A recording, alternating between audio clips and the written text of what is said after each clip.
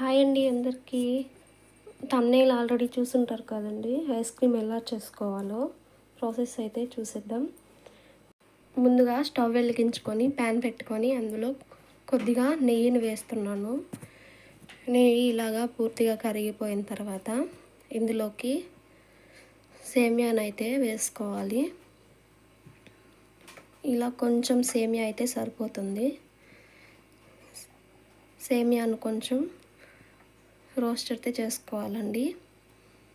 ఇలా కలుపుతూ ఉంటే గోల్డెన్ కలర్లోకి వచ్చేంత వరకు రోస్ట్ చేసుకోవాలి.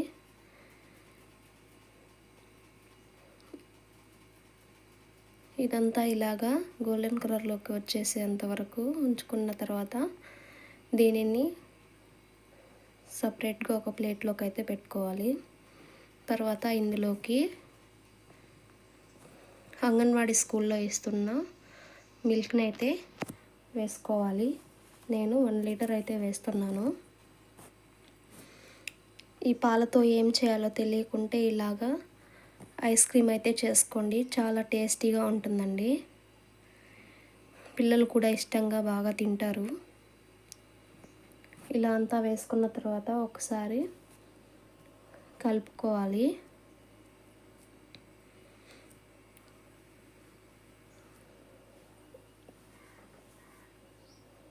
లీటర్ పాలు వచ్చేసి 1/2 లీటర్ అయ్యేంత వరకు మనము కలుపుకుంటూ ఉండాలి.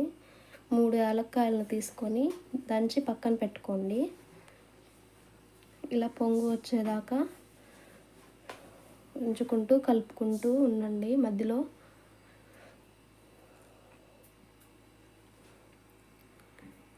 ఈ పాలు అనేది బాగా మరిగి 1/2 లీటర్ అయిపోయేంత వరకు ఉంచుకోవాలి. ఇలా సైడ్ అంతా మీగడనంతా అడ్జస్ట్ చేసుకుంటూ మీగడంతా పాలల్లోనే వేసుకోవాలండి. కలుపుతూ ఉంటే ఇలా బాగా మరుగుతూ ఉంటుంది. ఇలా అంతా పాలు దగ్గరకు అయ్యాక చిక్కగా ఉన్నప్పుడు ఇందులోకి సేమియాని మనం రోస్ట్ చేసుకున్న సేమియాను వేసుకోవాలి. తర్వాత ముందుగానే దంచి పెట్టుకున్న యాలకులు కూడా పొడి కూడా వేసుకోవాలి.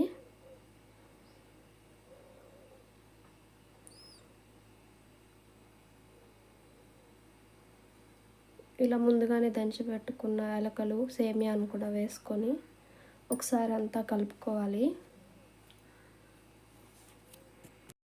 ఇందులోకి ఇప్పుడు 1.5 గ్లాసు చక్కెరనైతే వేస్తున్నాను. మీరు టేస్ట్ చూసుకొని ఎంత పడుతుందో అంత వేసుకోండి.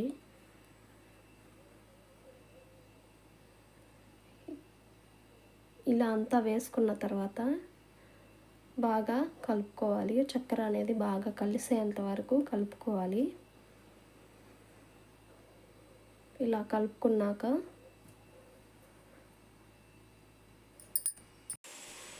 తర్వాత నా దగ్గర కుండలు అయితే ఉన్నాయండి.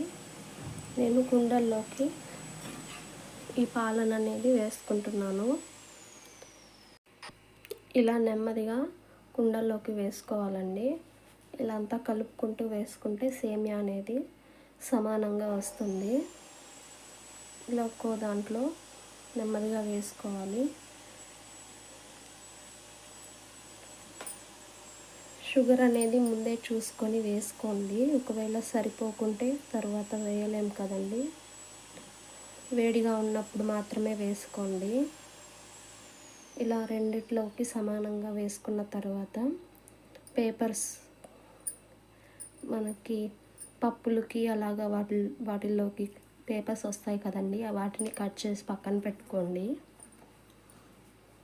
నా దగ్గర 2 ఉన్నాయి కాబట్టి నేను మిగిలింది ఇలా ప్లాస్టిక్ డబ్బాలో అయితే వేసుకొని ఫ్రిడ్జ్లో పెట్టేస్తున్నాను. ఇలా అంతటినీ పోసేస్తున్నాను. ఈ ఐస్ క్రీమ్ అనేది చాలా బాగుంటుందండి టేస్ట్. పిల్లలు అయితే చాలా ఇష్టంగా తింటారు. పెద్దవాళ్ళు కూడా తింటారండి. ఇలా అంతటినీ వేసేసిన తర్వాత మూత పెట్టేసి ఫ్రిడ్జ్లో పెట్టుకోవాలి.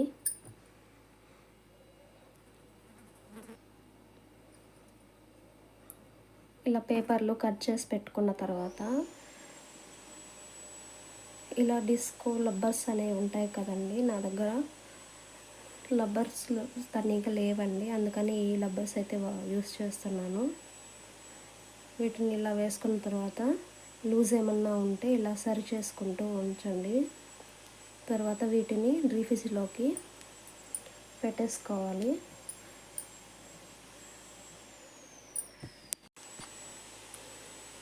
ఒక 5-6 గంటల తర్వాత ఇలా కవర్ ఓపెన్ చేస్తే మనకు ఐస్ క్రీమ్ అయితే రెడీ అయిపోతుందండి. ఇలా సింపుల్గానే ఐస్ క్రీమ్ అనేది ఇంట్లోనే తయారు చేసుకోవచ్చు. పిల్లలు కూడా అడుగుతుంటారు కదండి బయట ఐస్ క్రీమ్స్ కొనివ్వమని. బయట కొనకుండా అవి ఎలా చేస్తారో మనకు తెలియదు కాబట్టి ఇలా మనం ఓన్గా ఇంట్లోనే చేసుకుంటే మంచిది కదండి. అంగన్వాడీ పాలతో ఏం చేయాలో ఎవరికైనా ఇచ్చేస్తుంటారు కదండి, ఇలాగా ఇంట్లోనే ఇలాగా ఐస్ క్రీమ్ అయితే చేసుకోండి. Thanks for watching. ప్లీజ్